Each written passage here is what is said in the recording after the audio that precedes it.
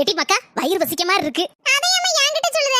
உன் மருமகளை கூட்டி சொல்லி தோசை கிசை சுட்டு தருவா. வாங்கிட்ட போய் சொன்ன பாரு, என்ன சொல்லணும்? மர்மோளே. என்னத்தை கூப்பிட்டியலா? ஆமா மர்மோளே, வயிறு வசிக்கு 2 தோசை சுட்டு கொண்டாயா. இப்ப வாரத்தை அரை மணி நேரத்திற்கு பிறகு. என்ன மர்மோளே இப்ப வரேன்னு போன, ஒரே பக்கம் போயிட்ட. அரை மணி நேரம் கழிச்சு தோசை கொண்டு வந்திருக்க. இதே மாவு ஃப்ரிட்ஜுக்குள்ள இருந்துச்சா, எடுத்து வெளியில வச்சு கொஞ்ச நேரம் கூலிங்ல போன பிறகு தான் தோசை சுட முடியும். அப்பதான் நல்லா இருக்கும். அதே அரை மணி நேரம் ஆயிட்டு. அண்ணி என்ன சொல்லுதிய? மாமியார் தோசைன்னு சொன்னோன்னா அடுத்த நிமிஷமே மருமா தோசையோட வந்து நிக்கணும். அதுதான் நல்லது. அத நீ சொல்லக்கூடாது என்ன?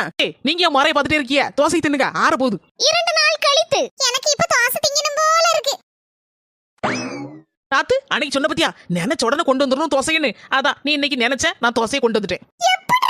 நாத்து ஒரு வாரத்துக்குள்ள தோசைய நல்ல வட்ட வட்டமா சுட்டு அப்படியே மடிச்சு ஹாட் பாக்ஸ்ல வச்சு ஃப்ரிட்ஜுக்குள்ள தள்ளிட்டேன். எல்லாம் ரெடியா இருக்கும். நீ கேட்கறதுக்குள்ள நான் கொண்டு உன் கையில நீட்டிடுவேன். நீ இன்னும் டக்கு டக்கு டக்குன்னு சாப்பிடலாம்.